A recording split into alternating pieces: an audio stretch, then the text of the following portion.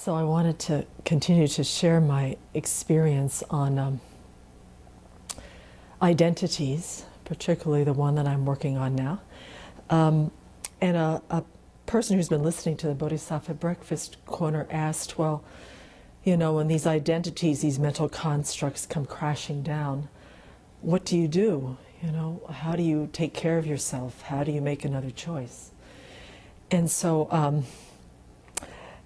what I find fascinating is the identity that I had held for decades about being this vital, energetic, ever-ready bunny kind of person, dynamic and on the go all the time. When it came crashing down, this is the level of the crazy making of the self-centered thought. I could literally visualize it in my mind in the workshop with the radial arm saw and the hammer and the portable drill, constructing another identity, which was 180 degrees different than the one that had just come falling down, which was Semke is now worthless, doesn't have any value, she's not going to get better, she's a fraud, she's lazy.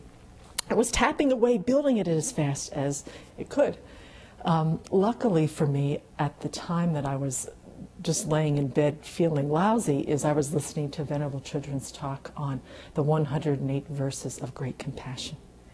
So I would say, for me, the most profound antidote and powerful tool in my belt now is the experience for perhaps one of the first longer periods in my life where I had an experience of compassion for my own situation.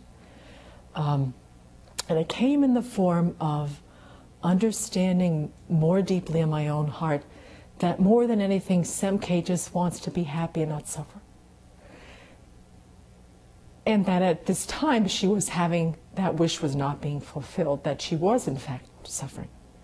And then I also, and by seeing that as a truth, and to see that due to the crazy-making self-centered thought, the ignorance, the afflictions, and the karma that have been in my mind stream since beginningless time, I continually propel this merely labeled I is continually propelled through the cycle of birth, aging, sickness, and death. And right now I was experiencing the sickness aspect of cyclic existence.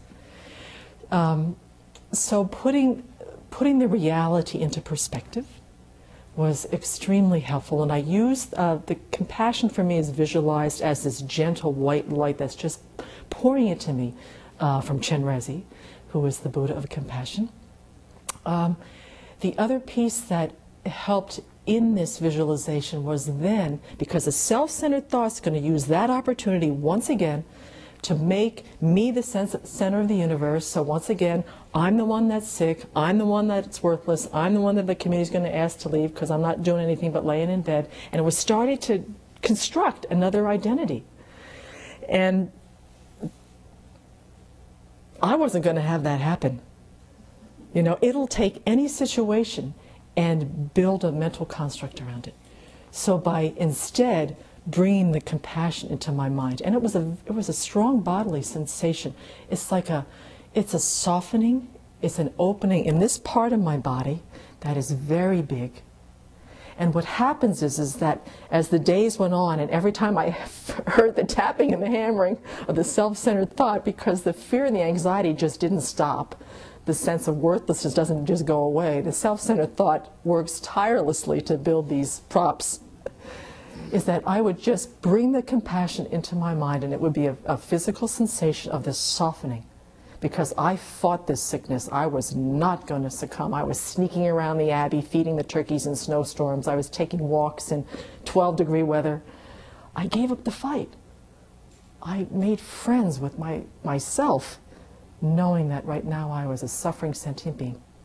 And what happens, the natural consequence of that is that the mind and the heart open up to where mornings when I was feeling like I needed to just take care of myself, is I would start thinking about all the people, all the beings in the world that were suffering similarly to me, if not worse.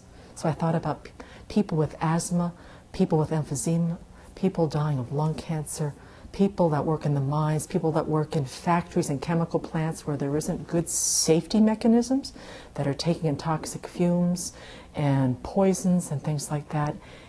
animals that live in very polluted environments like turkeys and chicken houses and baby calves in pens, everything that has to do with the ability to breathe fresh and clean air.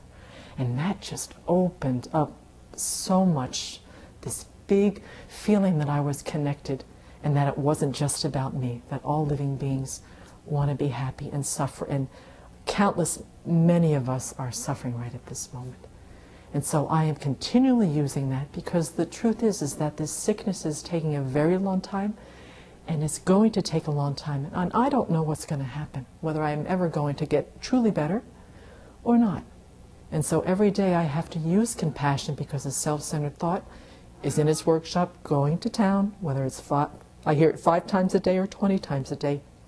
It continually wants to build this small little box for me to live in that's tight and rigid, isolating and very lonely. But the compassion, I can't. The truth is that if you are experiencing compassion or love or patience or generosity in your mind, there is absolutely no way that the self-centered thought can coexist in the mind at the same time. And that has been a very profound truth for me during this sickness. And my mind has been able to be much calmer and much more open and friendly. And the self-centered thought has been spending an awful lot of time fumbling around in the workshop looking for lights in the circuit breaker because I've turned them off.